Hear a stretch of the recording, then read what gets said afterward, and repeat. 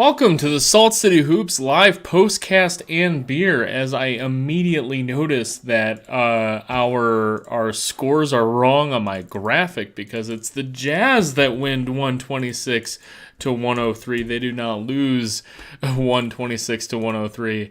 As I immediately rush to correct that. Of course, you don't notice these things until you go live.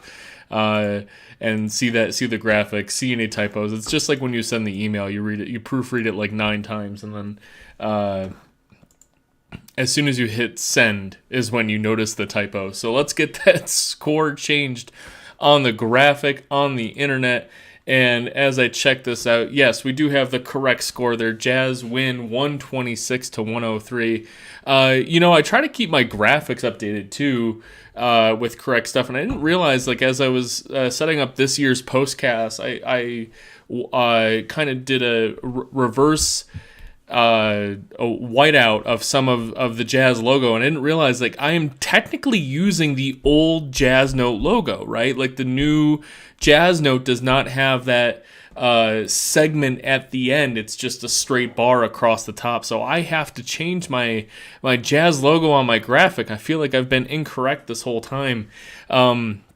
But love having you here for the Salt City Hoops live postcast and beer. I'm Mark Pereira. Thank you for joining me on YouTube or Twitter, wherever you're at today.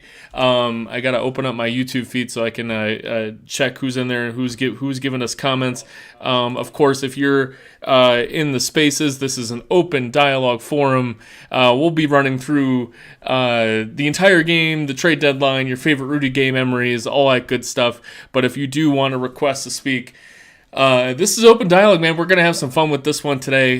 There isn't a whole lot of X's and O's we can really get into because this was a dominant win over a load managing Clippers team, right? I think I titled the space the LA Load Managers. A couple years, I'll start off by talking about load management because that's fun for everyone to hear. But I do want to start out with, of course, mentioning that this is the Salt City Hoops live postcast and beer, which means I have to talk to you about this 13.7% barrel-aged Imperial Stout from Uhl's Brewing in Colorado. Showing to you the guys here on the screen. This is called their Fluffernutter. Their barrel-aged Fluffernutter, as you would expect, it is a chocolate peanut butter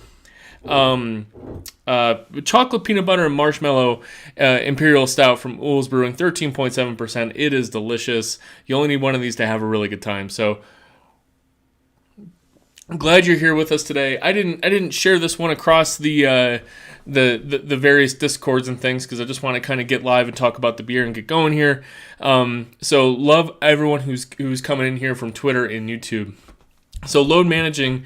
Just want to quickly mention that I've always been like super pro load management, and I do think that 82 games is too much. I have theories on that, but I do think that to the extent that Kawhi Leonard and Paul George are, and by the way, it wasn't just those two guys. The Clippers also rested Luke Kennard and John Wall tonight.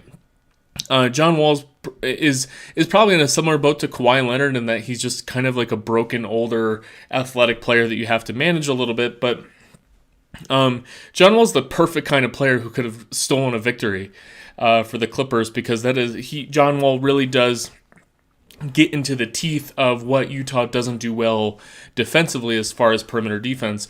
Of course, John Wall's previous games against the Jazz, his plus-minus has been really terrible, but like what he does on the court has been effective. And so maybe he could have stolen a victory here because the Clippers did kind of hang around until the fourth quarter. But with Kawhi Leonard missing this much time and Paul George just getting rested, the Clippers are out of the playoffs right now. Right, and it affects. It's starting to affect how I feel about load management because I do think that the NBA as an entertainment product, I don't think can tolerate this much load management. Now, I'm not sure how many Salt Lake City fans are the world's biggest Kawhi Leonard fans, and they're disappointed that they're not seeing him in person. But I do think that we're reaching a little bit of a detriment, especially because when Leonard does play, I mean, he's still averaging like way under 30 minutes a game. I saw a graphic on NBA Today on ESPN where he has played 6 total fourth quarters this season. Ignore games played. Kawhi Leonard hasn't played in the fourth quarter for all games but 6 games. And I don't know exactly my thoughts. It just makes me feel uncomfortable. It doesn't feel quite right. It doesn't feel on the balance of load management that I've supported for a while. And because it feels like if the NBA was playing a 60 or 65 game season and there weren't any back-to-backs or whatever, we'd still only see Kawhi Leonard for 35 games. And I do... Look, part of this is that we don't hear from Kawhi himself, and that's not his fault. Every player has the right to do whatever, be as vocal or not as they want to be. And certainly management doesn't, under the NBA rules, don't have to do anything. I think I'm just kind of expressing mere discomfort as to just not being able to see Kawhi Leonard and Paul George and the Clippers. I think there was a great point that Thurl made today on the Utah Jazz TV broadcast, which is, look, you can be very established superstars, but it's really hard to expect that you're just going to walk in as a 7 or 8 seed in the playoffs and then just turn it on and be a championship contender. You need to have some sort of cogent consistency throughout the season that your team understands. And availability is a skill, and that can be frustrating to deal with, I think, sometimes. Realizing that my lag on the YouTube stream is quite aggressive. I'm not sure what that's all about, but we'll keep trucking along because this is all you can hear my voice just fine. So we'll talk about the game itself. Jazz get a blowout win, a rare blowout win for the Jazz. 12 of their past 13 games have been decided within 5 points, which is just a frankly absurd a figure. I don't think that's been replicated too often.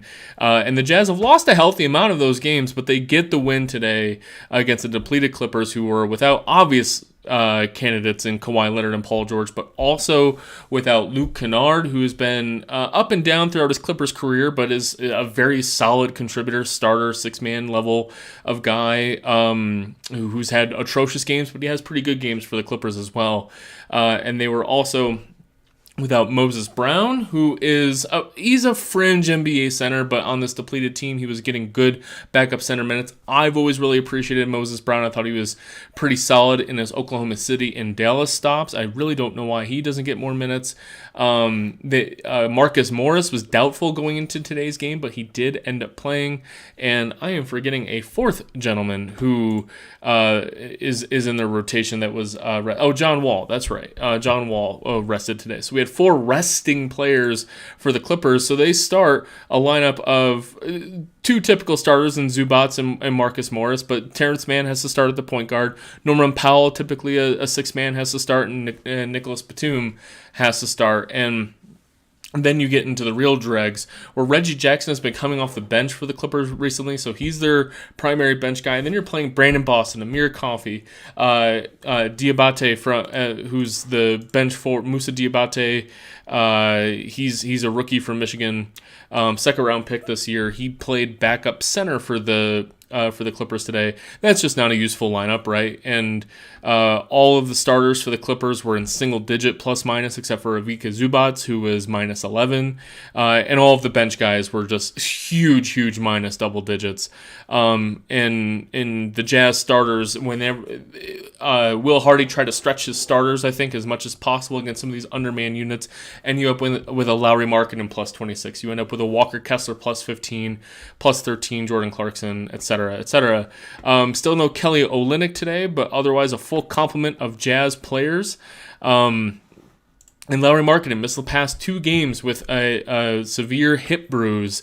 He didn't miss any minutes 3 games ago because of it, but you could see him limping towards the end of that game a few games ago. I can't remember if it was the Sixers or the game before that.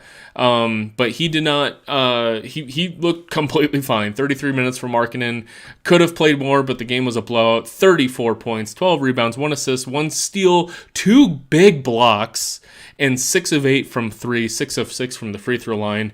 Markkanen's defense was great today. He got I thought his rebounding against Ivica Zubac was really helpful. His help rebounding was really, really useful today against a Clippers team that, other than Zubac, is pretty much just rolling out all negative rebounders, right? So Zubac was actually terrific on the glass today. He had 12 rebounds, 7 offensive rebounds for Zubac today, or as Thurl Bailey likes to say, Zubat. But Zubac had his 7 offensive rebounds, but Markkanen just came through so well, I thought, on the glass, and he had 2 huge blocks. I thought his defense was great today against whatever crappy player he's going against. So that's an all-star. Like, I got to watch my postcast from earlier this year and my skepticism about Markkanen, because it was like within the first week of the season, I believed that Markkanen was a starter, but it took me a while to really round into form as like, oh, this guy's fucking really good. So he's 25, by the way. Lauri Markkanen's 25. Excited to see where that goes. Walker Kessler gets the start today in place of Kelly Olynyk, which means that Jared Vanderbilt goes to the bench in place of Malik Beasley, although that might be permanent because Jared Vanderbilt, I'm never too impressed with whenever Vanderbilt's out there. Of course, Malik Beasley is also not lighting it on fire, but Walker Kessler is terrific. 13 points, 11 rebounds, 4 of them offensive, 6 of 9 from the field, 2 blocks. Both of them just terrific blocks today. And 3 little nice assists today for Kessler. Just a great starting performance against a very solid starting center for the Clippers. We keep saying on this postcast that Ivica Zubac is probably a great comp for Walker Kessler going forward. I think Kessler is probably a little bit higher than that. On Nate Duncan's podcast this week, when they were talking about Walker Kessler in the Timberwolves game, they posed the question of who will provide more value on the court cumulatively over the next 4 years between Walker Kessler and Rudy Gobert, right? And obviously it's not true now. Even Gobert's having a down season by his standards, but he is demonstrably still better than Kessler. But when you think about who these players will be 4 years from now, that might not be close, with Gobert being 34, 35 years old. And so, okay, so if Kessler is better than Gobert 5 years from now, 4 or 5 years from now, what does that mean in between? Like, is Kessler, will he provide more value over the next 4 years? Can't quite get there. I think Gobert's got 2, 3, even 4, 5 defensive, all first team or second team all defense level, and we all talk about the offensive rim gravity, of course, over the years. I think he's got a lot in him, but Walker Kessler being this good so soon means that the fact that that's a conversation is incredible. I thought that Kessler was just like, all right, come in, do your business. This is a bad Clippers team coming in today, but you got a tough assignment in Zubac, and it just very healthy to see that Kessler just doesn't put up fucking stinkers, right? You never have Kessler coming out there and just laying an egg, except for like the first 2 months of the season. You can just healthily roll him out there, and it's just like, yep, I'm going to get a healthy starting center performance from Walker Kessler, and that's just really cool. Jordan Clarkson did his thing, but didn't have to do a lot of it. 5-11 from the field, 16 points, 2 rebounds, 4 assists, 2 of 5 from 3, including another 3-point foul, and this time flagrant. Look, Clarkson got, it was Diabate, the rookie, right? And Clarkson, he has a little forward move with his legs, but like these guys are hacking him at his legs. Like, that's still a foul, got called a flagrant. He had a halftime buzzer-beating 3-point attempt where he was hacked from behind, undercutting his legs by Norman Powell, that went uncalled.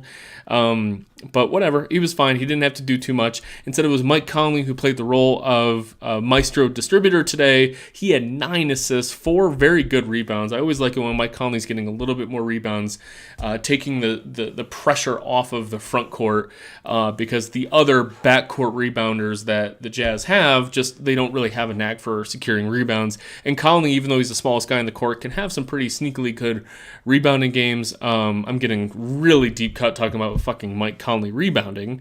But his setting the table was really great today. Lauri Markkanen, look, he needs a guy like Mike Conley, right? Markkanen's still never going to be that guy who can kind of do it by himself. And when Mike Conley's out there having the time of his life, just picking apart poor Terrence Mann or Reggie Jackson, it just makes Lauri Markkanen have a great time.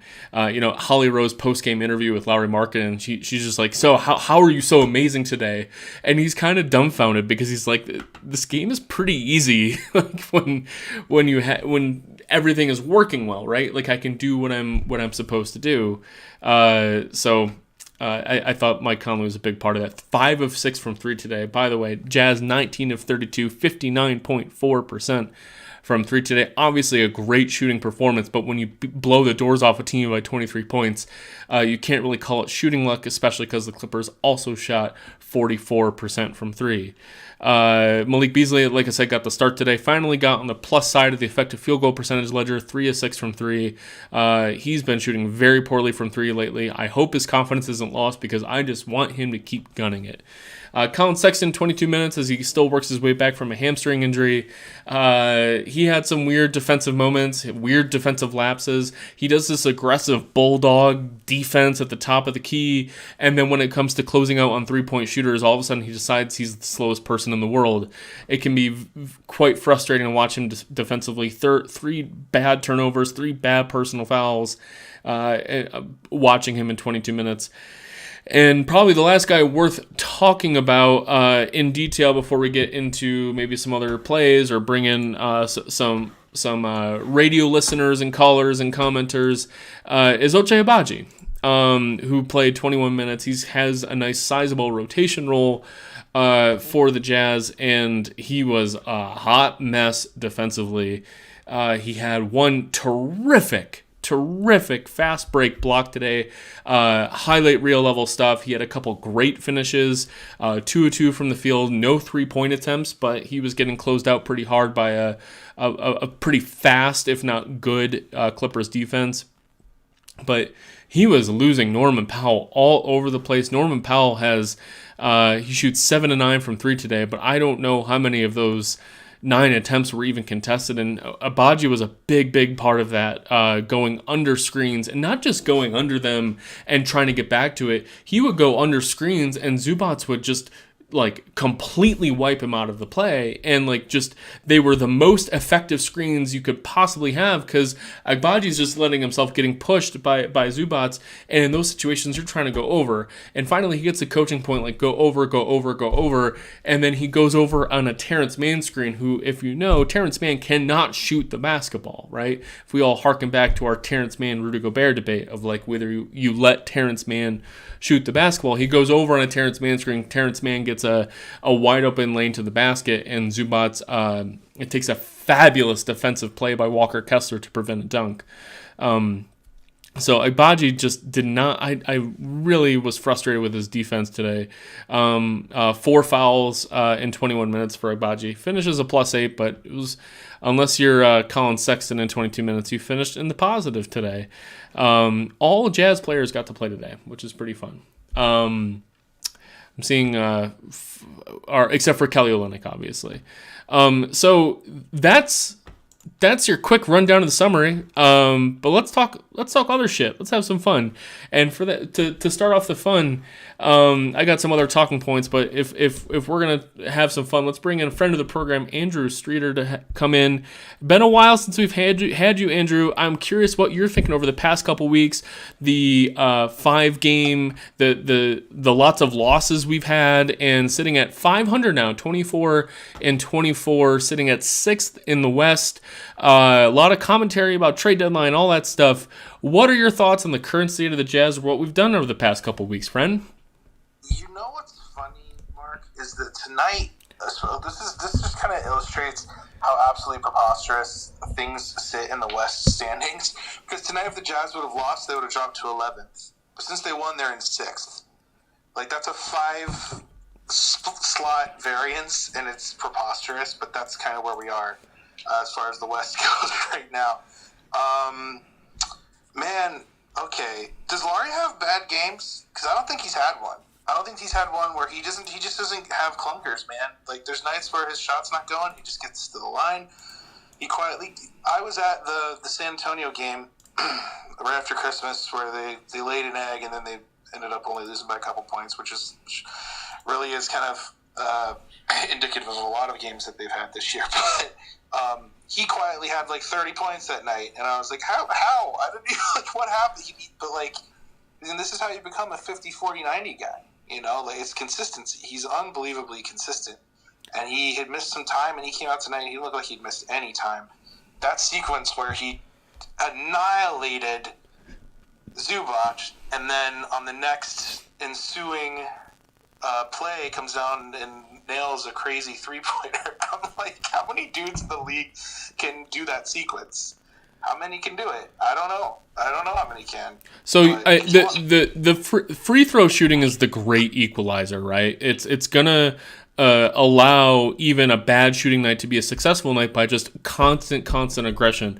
I think the Jazz offense really helps Markkanen. He's just always downhill, right? You're just never seeing Markkanen just stop the ball, and just compare him to how Jordan Clarkson plays, right? And obviously wildly different players. Like, I'm not expecting Clarkson to do the things that Markkanen does or vice versa, but even guys like Markkanen's size, where you think like, okay, Kevin Durant, right, where he's able to take the ball at the top of the key, size a guy up and get to a wide array of shots, 3-point shots, mid-range shots, all the way to the rim for dump-offs or aggressive dunks. Markkanen is kind of always going downhill before he even gets the ball, right? And so it allows him to be very aggressive in getting to the rim, and he's gotten really crafty at drawing fouls, right? So he's not just powering through and having his arms raked. He's baiting guys into stuff. He rarely pump fakes. He's not a big pump fake guy, but he's good at just kind of figuring out, like, all right, at what point should I pick up my dribble? At what point? Or he kind of varies how quickly he shoots his layups. It's really, like, sometimes he'll go right up and yam it all over a guy. Like, he had a fabulous dunk on Zubac today that we saw. But sometimes he's like the violence with his finishes. Yeah.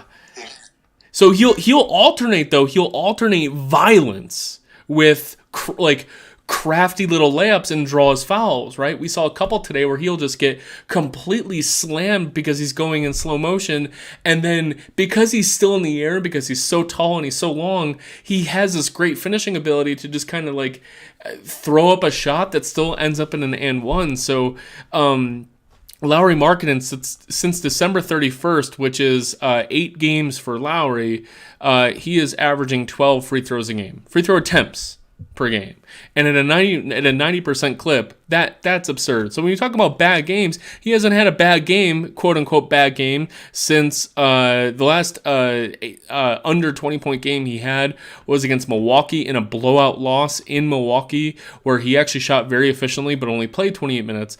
His last game where he wasn't really all that efficient, a win against New Orleans at home on December 13th, 19-11. Where he shot 50% from the field and only 2 of 7 from 3 and only 2 free throw attempts.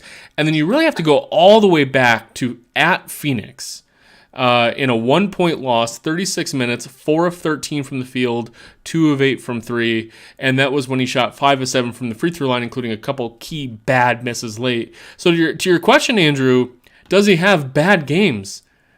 Kind of like Walker Kessler, where it's like he kind of had pretty reliable no.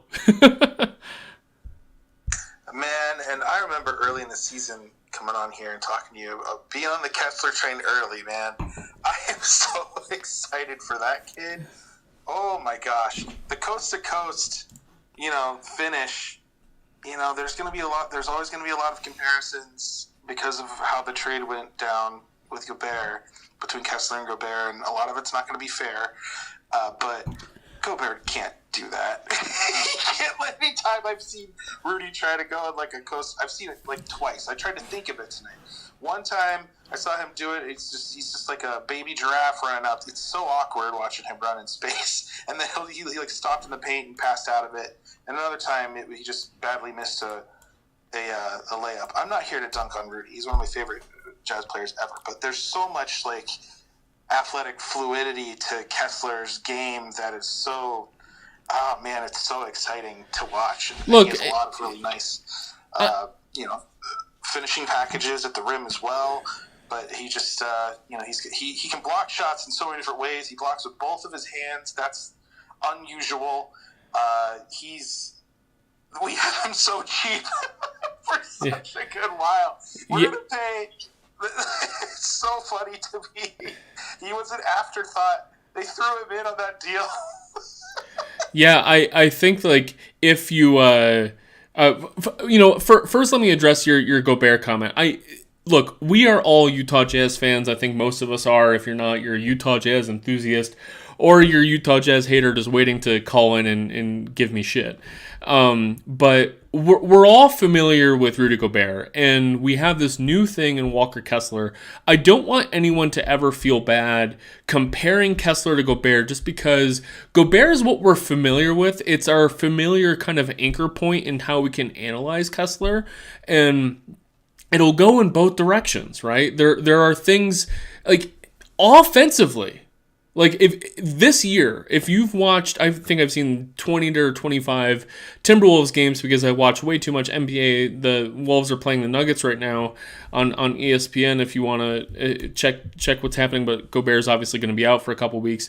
Kessler is a better offensive player right now than Gobert because at least how he's being utilized too. Obviously, Minnesota has fuck all know what they're doing with someone of Rudy's skills, and I think it was Sam Amick today John Krasinski, or I think I'm definitely butchering his name. The Minnesota writer for The Athletic had an article about what it's like to learn to play with Rudy Gobert, who doesn't have the standard big man offensive skill set. I'm not talking post ups, but when you're watching Walker Kessler, it's clear that Walker Kessler was trained to be a play finisher in the pick and roll as a 7-footer since the dude was like 6 years old, right? And so we all love Gobert. He's a future jersey retirement. He's a future Hall of Fame player. We love Rudy. We don't have to apologize for comparing Walker Kessler to Rudy Gobert, no matter how much you loved him, because it's a familiar anchor point. It's fine to. It's kind of like comparing girlfriends, right? Like when you're dating somebody for a long time in college and you break up for whatever very obvious reason that was obvious to all of your friends 3 years ago, but you couldn't figure it out until your senior year when you were about to graduate, and you were like, I can't have a future with this woman, and then you start dating somebody new 2 years later when you're a little bit more mature and you're having you're looking to get married, whatever, you're a little bit more set. When you're first dating this new person, it's totally fine to have those initial conversations of like, well, she's kind of like my old girlfriend this way, but not like but she's way better in these other ways. And you kind of suss out like where is that going to be? Like that's just a familiar anchor point for us relationship wise. And this is now turned into relationship. This is now Salt City Hoops live postcast after dark, right?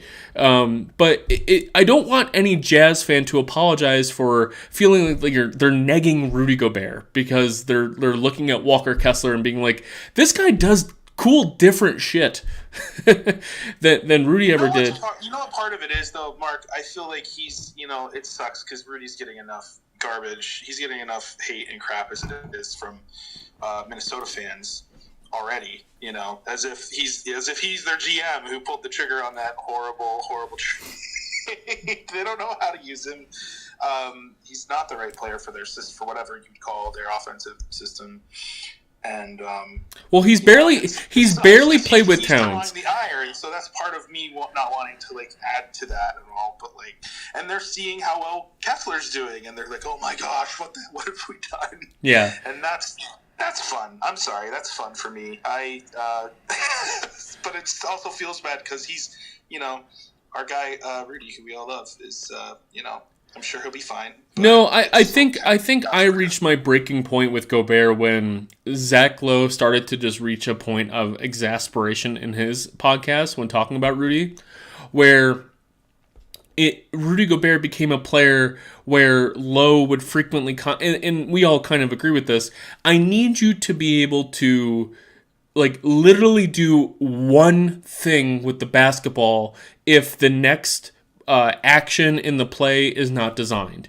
Not a kick out of the pick and roll, not a situation where you're doing a dribble handoff or in the obvious next pass. I need my $30-40 million a year player to, when he gets the basketball and there's nothing scripted, to not immediately short circuit and lose the basketball, or just like search for Mike Conley or Donovan Mitchell to give the ball up. Like, he needs to be a player that can do literally anything with the ball. And there was one really stupid small thing today that I noticed that Walker Kessler did today that Rudy just so very rarely did, and no one's going to notice this. I'm going to spend all night looking for this play. But Walker Kessler gets the ball on the low block. He's obviously not trying to score the basketball, but he takes 2 dribbles, spins to his left shoulder to kind of feint that he's going against Zubats. He's not really, he knows that he's not going to attempt a hook shot from 10 feet out, but he takes 2 dribbles, takes a half spin in over to his left shoulder, and that draws in 3 defenders from LA to be like, oh shit, this might be a shot attempt, right? And it was fluid, in control, 2 dribbles, made sense. He immediately passed it out, and I have no idea what the outcome of this play was. I don't know if it was a made basket, by whom, 3-point shot, 2-point shot, turnover. I have no idea what happened. But when I saw Walker Kessler do this so fluidly, as just like a thing that a basketball player can do with the ball in his hands, instead of we all remember the Rudy Gobert when he gets the ball in the post, he dribbles like Stanley from The Office, right? Like, he sticks his butt way out and he dribbles it really low to the ground, and that's not effective to move to the next play. Whereas Walker Kessler looked like a guy who's been yes, I've been trained to be a big man since I was 7, and I have real fluidity to my game. Rudy Gobert's, his whole benefit to why he's a Hall of Fame player is he's so otherworldly athletic in ways the NBA has never seen before, and they all manifest defensively. And because he is so awkward with these fast twitch movements that make defensive plays out of nothing, it makes it so if you give him a secondary element that he has to be responsible for, aka the basketball, it can look really awkward. And that's not how Walker Kessler was trained as a basketball player. So, we'll have a lot of Kessler Gobert commentary over the years. Look, if you're on YouTube, if you're on Twitter, if you got comments or questions about the Kessler Gobert stuff, would love to hear it. But Andrew, never feel bad about the comparison. I wanted to pivot really quick to the trade deadline because it's something that I think is on a lot of people's minds. Let's talk. I didn't think about that until something that I saw you tweet earlier today, and I was like, because there's so many pieces out right now that have the Jazz as sellers, as big sellers of the trade deadline. I think more of that has to do with a lot of people are calling the Jazz, and Justin and Danny would be silly not to take calls. They're going to listen to everybody's call. They're going to listen to everybody's pitches. But you look at where the Jazz are right now. They're 500 in a season where they're not supposed to do anything, right? I know team tank people, it's kind of driving them nuts. But, the West is insane to a comic extent. And like you tweeted earlier today, with the insane war chest of draft capital that the Jazz have, and it is insane and sizable, a clean cap sheet, young all-star, where's the urgency for them to be a seller at the trade deadline? Where's the urgency? What do they have to do? They're listening to anyone who calls, but they're not going to pull the trigger. Danny's not going to make a deal unless it's something that's like another slam dunk.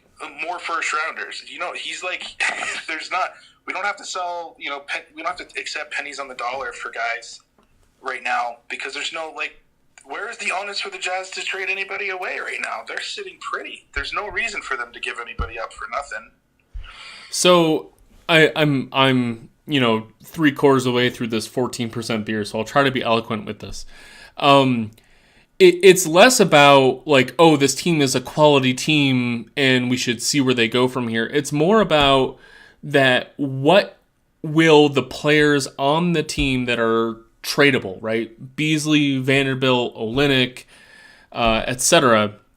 Clarkson, Conley, yeah, right. And these are all players that, surprisingly, we talk about their clean cap sheet. A lot of these guys, they have contract next year, right? Like Clarkson, he obviously has a player option, but there seems to be mutual interest there. Conley obviously has the non-guarantee. Olynyk has a contract.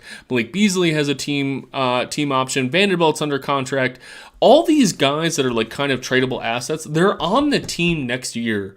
So when we talk about trading these guys away and ostensibly losing more games, I think that if I were in the position to be the GM of the Jazz, I'm not trading real useful guys, like actual tangible basketball players, for 2-3 spots in lottery odds. If you go back to the 2019 NBA draft, the Phoenix Suns traded the number 6 overall pick to the Minnesota Timberwolves for the number 11 overall pick. The cost for Minnesota to move up 5 spots was Dario Saric, right? Who Dario Saric had one nice year the year after as like a pseudo backup center on some interesting lineups for Phoenix, but otherwise has been an afterthought after a promising start in Philadelphia. He's been injured a lot. He had the torn ACL that cost him a year. That's what it cost for Minnesota to move up from 11 to 6. They drafted Jarrett Culver, and Phoenix Suns drafted Cam Johnson, by the way, if you want to laugh about that. Minnesota's just doing great these days. So when I think about the cost to move up spots in an actual NBA draft, it really shouldn't cost all that much. Let's see, Dario Saric would be equivalent to, he's definitely worse than Malik Beasley on the market right now, maybe equivalent to Mike Conley, but probably more apt is like, Dario Saric was probably equivalent to what Jared Vanderbilt would be on the market. Saric might be a little better. He's got range, whatever. But like, you could trade Jared Vanderbilt, or you could trade Mike Conley or Jared Vanderbilt in a small asset to move up from 11 to 6 in the NBA draft. Or something similar to that is what I'm getting at. And so if you're going to trade these guys who, they're not expiring contracts. When you have expiring contracts, yeah, you kind of just get what you can for them because who gives a shit. But when these guys are going to be tradable at this summer's draft, they're going to be tradable at next summer's deadline to other contenders next year.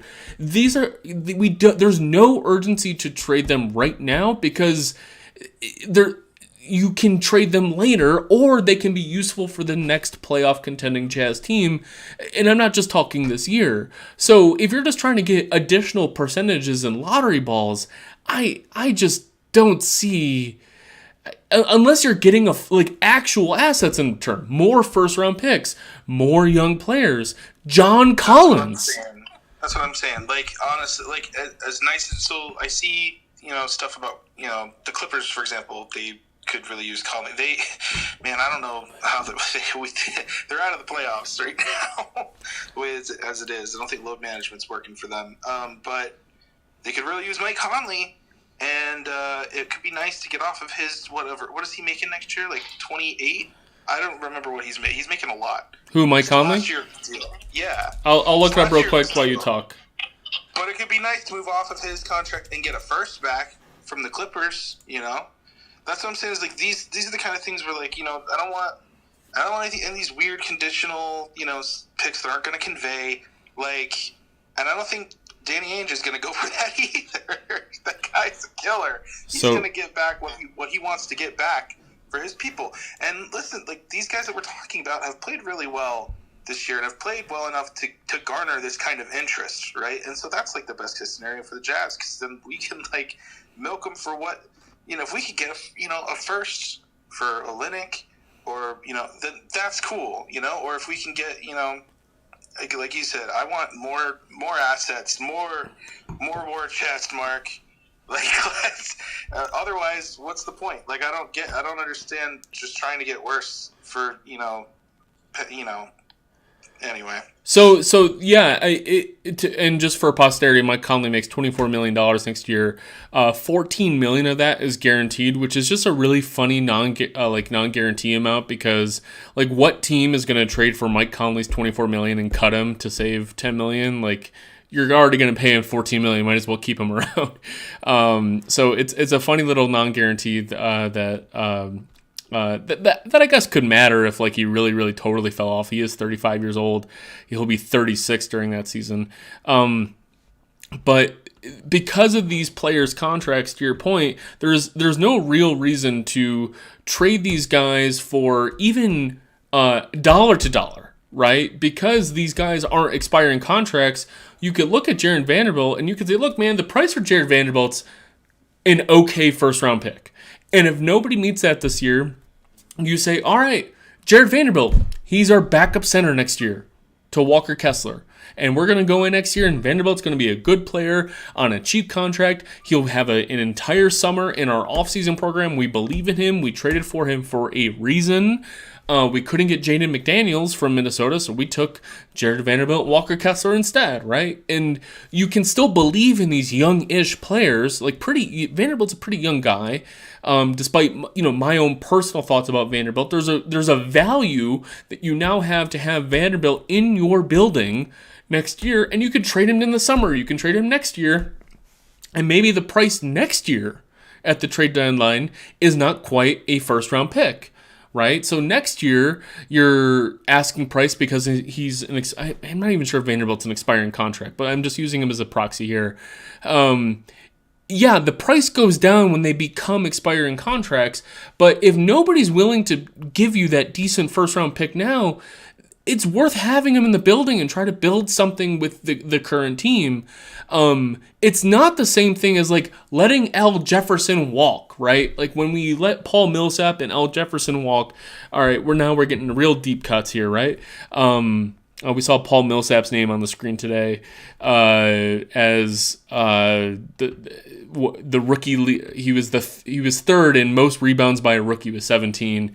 Walker Kessler with 21, and Paul Griffin. What was the guy's name? Paul Griffin, who had 25 or 26 rebounds in the 60s or 70s for the New Orleans Jazz. But anyways, like when the Jazz were an obvious middle-of-the-road garbage team, right? And like they let Al Jefferson and Paul Millsap go away for nothing as expiring contracts, I think we were all frustrated. If you were following the Jazz around the trade deadline at that time, we were like, guys, we're not doing shit. We don't want to re-sign Al Jefferson because he'll be expensive and bad. We don't and then he signed with Charlotte and was terrible. Paul Millsap ends up flourishing in Atlanta, but with the kind of disposition of the team, it was kind of like, I'm not sure if we should really re-sign this guy. He signs a huge deal in Atlanta. Those guys should have been traded at the trade deadline. We're not in that position right now. We have useful bench guys that contenders should want to trade real shit for. And if they're not willing to meet that price, that real shit, those real useful players can be jazzmen for the team next year. They're not expensive. They're not old. They're useful young guys that we don't need to trade right away. Now, a lot of people are confusing me, Andrew, and saying like, oh, you're saying that they shouldn't trade these guys. We should hold on to them. We should hold on to Mike Conley. We should hold on to Jordan Clarkson. They're old. What are they going to do for this team? Man, if we get a good deal for these guys, of course. Yeah, like there was Bobby Marks tweeted, and he has a giant trade deadline article. He proposed that Dallas might want to think about trading a top 5 or top 7 protected 2027 first round pick for Jordan Clarkson. Hell yeah, sign me up for that. Give me some 2027 risk out of Mark Cuban and the Dallas Mavericks. Give me some of that shit, right? If Dallas is willing to do that, right? And it would kill me to lose Jordan Clarkson in such a scenario. Clarkson will probably get by with it. He's a San Antonio native, and he just bought like a $12 million house in San Antonio, by the way. Dude, that neighborhood is no joke. It's not too far from me. Yeah, that's right. That probably perked you right up. Do you know where he lives now?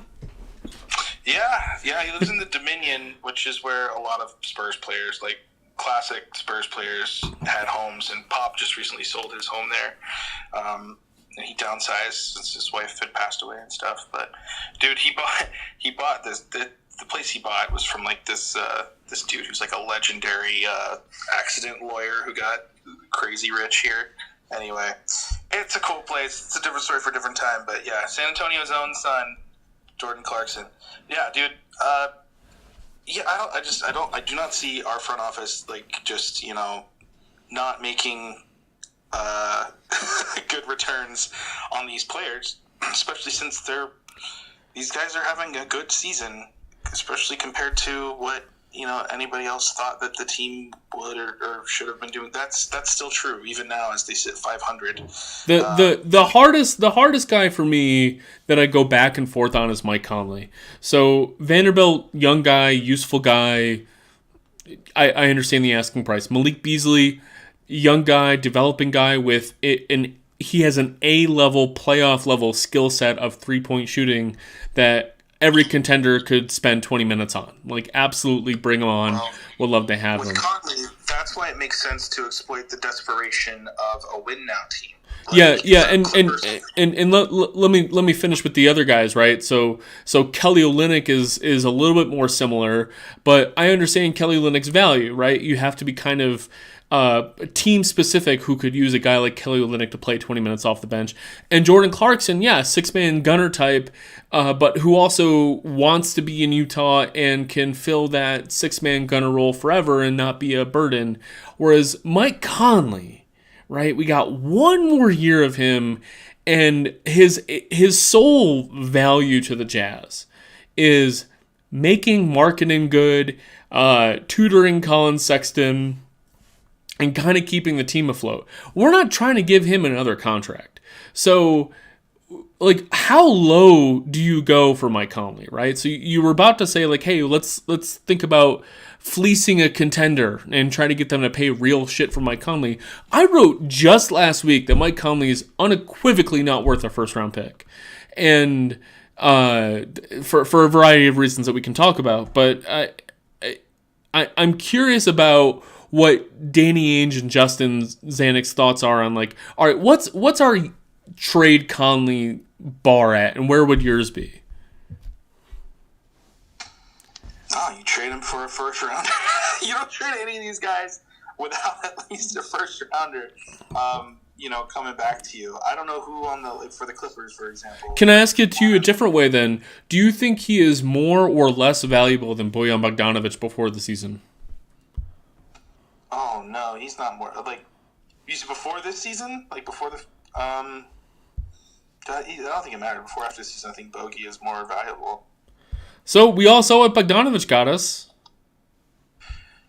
Yeah, that's true. I think a lot of teams really want Bogey right now, and are going to be gunning for him. Yeah, and I will, as a dipshit who sits here drinking 14% beers, I will always defer to management and reporting when it comes to, hey, we promised this guy, we just send him out, right? And I think there is value in honoring player and agent relationships where it's like, hey, Utah will always do you right. I think there's a lot of Donovan Mitchell downwind stuff of that too, by the way, with his agency. I think a lot of people are looking at Utah as like a place where players are treated correctly. And I do think that if Bojan asked out or whatever and quietly said, like, or was promised he wanted out, and the best that they could do preseason was Kelly Olynyk, who, as we've all come to learn as Jazz fans, is sneakily underrated as a kind of a glue guy that can help. But Bogdanovic did not net us a first-round pick. Well, he could have netted a first-round pick maybe now, but where the market for Conley, I'm not sure is even better than the market for Bogdanovic was for the season, which, by the way, to remind everybody, there were first-round pick packages available for Bogdanovic that required Utah to take on significant salary obligations, not just Russell Westbrook and his expiring contract, but we're talking like longer-term contract obligations, which would have made the Jazz in a little bit more a different situation, right? If they had a burdensome contract on their books this year that they would try to package with a Malik Beasley and not get a first-round pick in return. So that additional luxury tax relief, flexibility where they can take on more salary, they thought they could get the first-round pick later at this trade deadline because they could trade a guy like Malik Beasley without the burden of like whatever Bogdanovic return that was more expensive, right? So now they can trade Beasley kind of unfettered and try to go for that first round pick. They can trade Mike Conley and not worry about how expensive the money is coming back. So I can't see a first round pick on the table for Conley, especially because wherever he goes, he's starting for the Jazz, but he's just not. He's like barely a starting level point guard right now, and any sort of contending team who's going for the championship is looking at Conley as maybe he'll close some games, maybe he won't, right? And maybe he won't close some games guy is, I don't know if that's worth a first round pick. I struggle with that. Yeah. So I'm glad that other people are making GM money and not me at this moment. Well, they're having to make those decisions and not me. But bottom line is I don't think that the Jazz front office are going to just give guys up for nothing. And I think Danny is historically someone who gets more value than a guy is worth. So it would not surprise me if he managed to pull that off for at least a first for Conley. Yeah, and let's not forget exactly what the value prop is here. If you trade these guys for not very much, or just for not what they're worth, or even for dollar value, is if you get worse, you're not, and you mentioned like the 6 through 11 split, like there's it's very easy to finish 11th in the West right now. I do think that the highest possible draft pick the Jazz could get right now, lottery odds, are the 6th best lottery odds.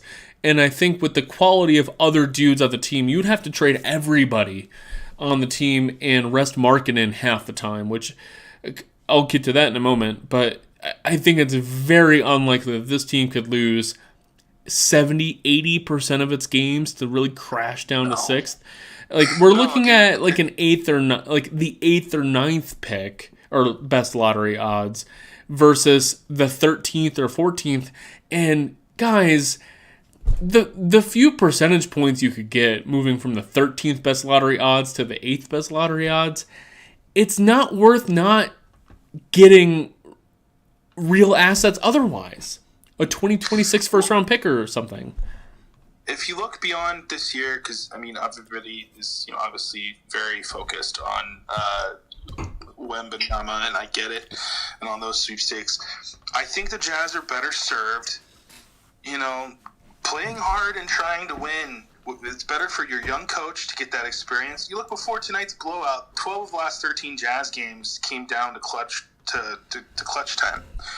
They were really, really close, and that is invaluable experience for your young dudes like Ochai and Kessler, right? And your young all-star, right? Like, it's way better for their future for these guys to be getting like legit experience and to be competing than to whatever, because realistically, the Jazz are 500 right now, and they're not.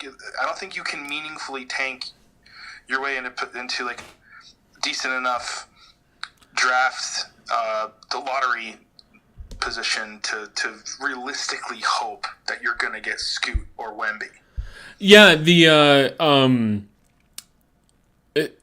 I feel like the panache of Scoot Henderson and Victor Wembanyama has kind of clouded what it means to end up with the 8th or 7th best lottery odds. Yes, the lottery odds are smoothed out. It does not mean that you have a very good, if barely any, chance of getting those guys. And I do think this is a pretty solid draft. And there's going to be real guys available at 6, 7, 8. There are real dudes available at 12, 13, 14, right? And the Jazz are in a fairly good position to draft someone solid. Also, by the way, we have Minnesota's draft pick.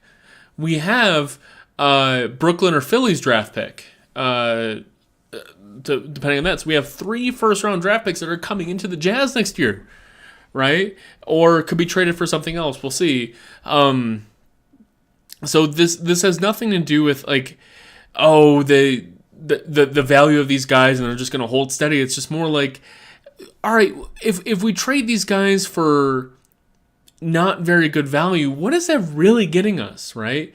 We'll get an okay second round draft pick, maybe a second draft kind of guy like Rui Hachimura, right? Who is, I don't know, I could give or take on him. He's going to be a restricted free agent this summer, which means he's going to make some money this summer. Long-term contract obligation that the Jazz would like to avoid. Some sort of second draft okay dude and a second round draft pick where you're really just trying to shoot for the moon and get better draft picks, all exchanged for what? 3, 4, 5, 7% better chances at a 1, 2, or 3 pick? Man, save it. I don't need it. Now, I'm not saying the Jazz should be buyers either, right? Like, I'm not saying, oh, now is the time to go all in. Let's talk about that next year. Let's see who we add in the draft. Let's see how we kind of build the team in the offseason and what we can do there. So I just realized I'm currently wearing a Rudy Gobert t-shirt. In case you're wondering where my allegiances still stand as far as how much I love the dude. So that's a lot of trade. We'll probably have a lot to talk about the trade deadline stuff. Want to re-mention I'm currently finished my beer and I've turned my hat backwards, so now we're in real talk mode. This is Salt City Hoops live postcast and beer. I just sucked down a 13.7% barrel-aged Imperial Stout with chocolate, peanut butter, and marshmallow. Talked to the Clippers game today. I got some more notes on the game to talk about. We talked a little trade deadline. If you're on the spaces, if you're on YouTube and you want to drop a comment, you want to request to speak, this is an open forum to talk about your favorite Rudy Gay memories. He's certainly not done with the Jazz. I'm sorry to lead anybody astray as to where he is on that. But, it can be whatever. Jazz beat the Clippers tonight. Happy to have you here. We got our friend, Hot for Lowry, requesting to speak. Would love to hear what you have to say, brother.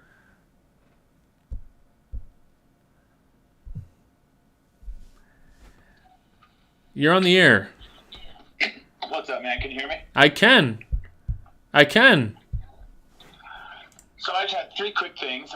One I called in for. 2 others that came up. First off, going to your talk about the resting of Kawhi Leonard, he's taken it so far beyond load management to just a complete contempt for the regular season in basketball as a whole. And I think it really does rub me the wrong way. It's way beyond like trying to keep a guy healthy to this just literal like we don't care about any of this stuff. And I gotta wonder what the other guys on that team think, right? Like there's a reason that they keep not doing well as they should in the playoffs. And I have to imagine what it's like to be everybody else on that team that just plays throughout the year, and then those guys come in at the end like they're just gonna, oh, now it matters. And so that really bugs me. Well, yeah. Let me respond to that real quick before we jump topics. Ty Lue has expressed frustration about it. He hasn't called anybody out specifically, of course, but he has said a couple times this week, or in the past couple weeks, that, hey, it'd be nice to have a full roster once in a while. And I can't recall him saying this in prior years. He looks miserable. Remember, he took a year off for mental health issues in the past. I think he looks like he's having a real shit time out there all the time. And I think he's starting to get frustrated that he just doesn't know like what lineup is he playing night to night and how much he's going to have to rely on fucking Amir Coffey to not fuck it up tonight, right?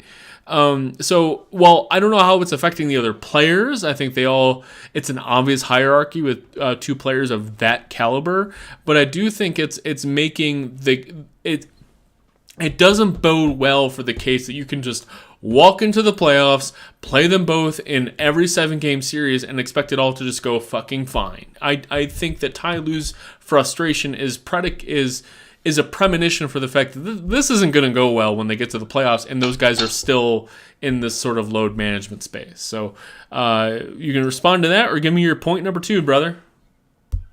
Well, I mean, honestly, I just feel like Kawhi Leonard doesn't seem to much. I mean, basketball seems to have become a very 3rd or 4th priority to him, And I almost feel bad for Paul George. Paul George is a guy I've not always been a big fan of, but that guy, he wants to win, and it just seems like Kawhi really doesn't care. He got his championships in San Antonio. He went to Toronto, and did his thing there, and now he just wants to live in LA and get paid and play basketball whenever he feels like it. And it's just really kind of frustrating.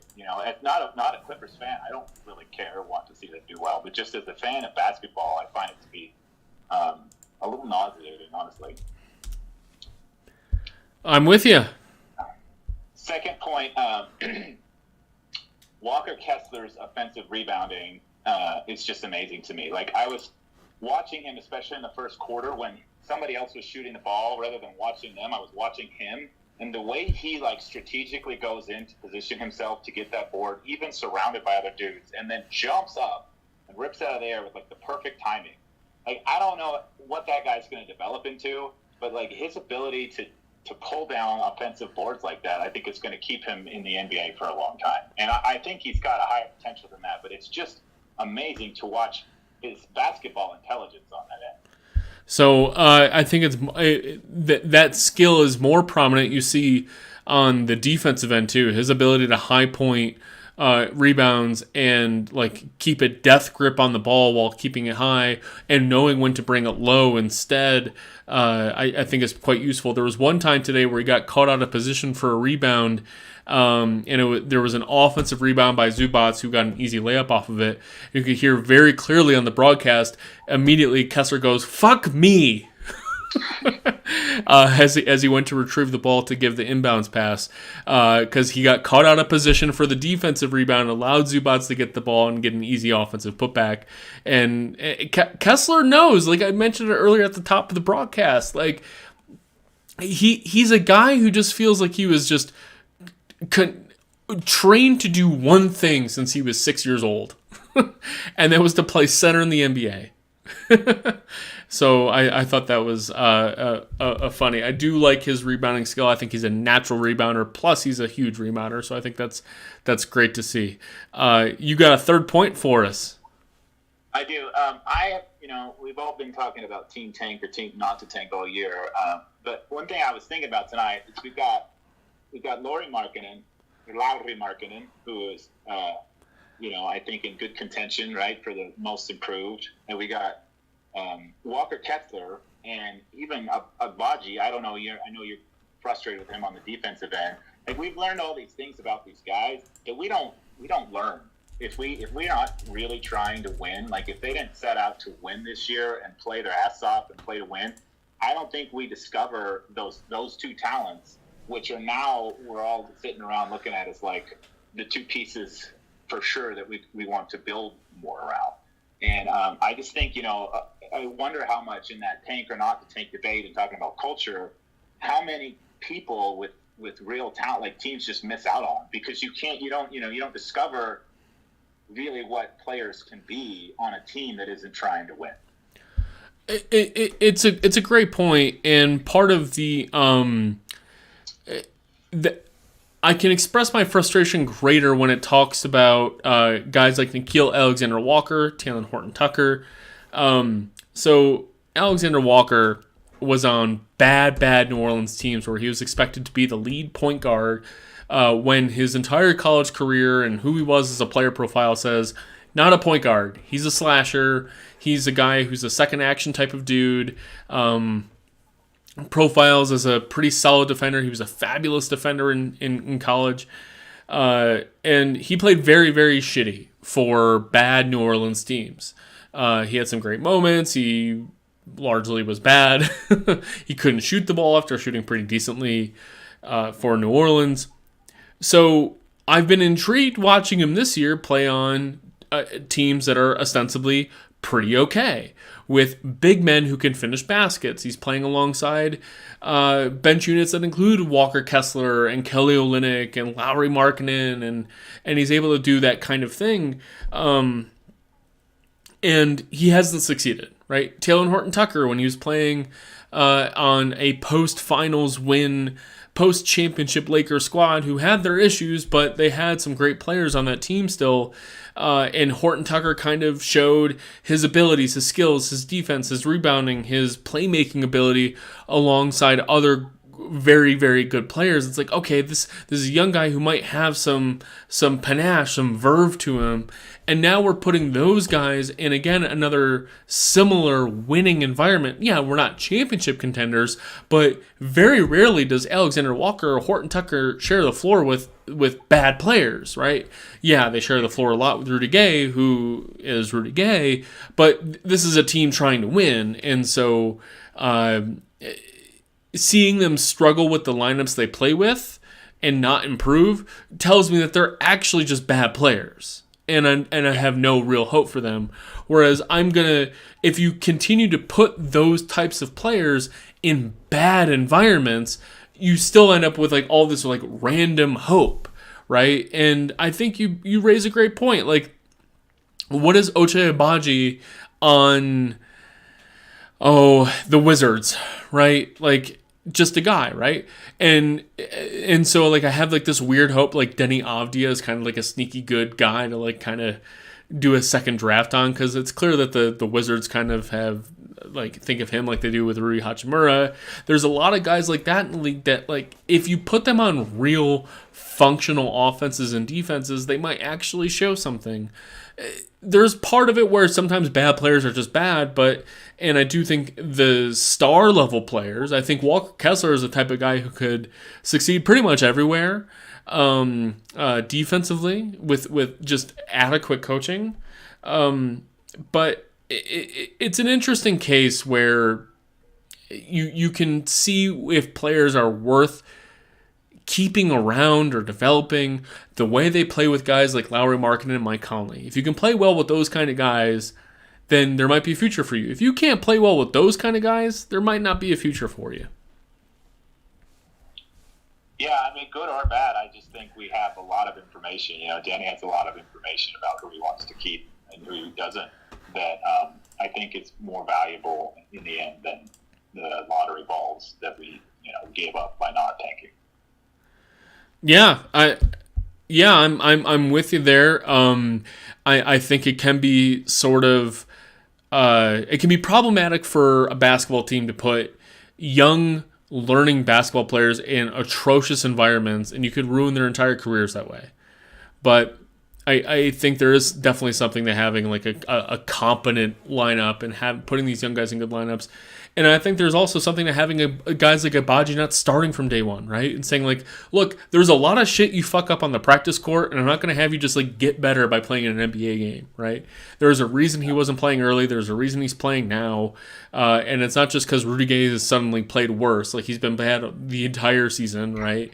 And it's not just injuries. It's that, yeah, Agbaji's earned those minutes. And sure, it took Olynyk having an injury here and having some Markkanen injuries there, and we had some backcourt injuries to make that an easier decision. But he immediately said, like, yeah, I'm going to be a permanent spot in the rotation to go forward. I'll allow anybody else who wants to drop a comment, if only because I just realized we've been on the air for an hour, and I should we can have some of these conversations for another day. If anyone else wants to drop a comment, and thank you for both Andrew and Hot for Lowry dropping in for some comments. I love talking ball, love talking the NBA, love talking team strategy. If anyone wants to drop a comment or a question, I'm happy to take it. Otherwise, I'm going to make sure that I finished off this Imperial Stout quite well.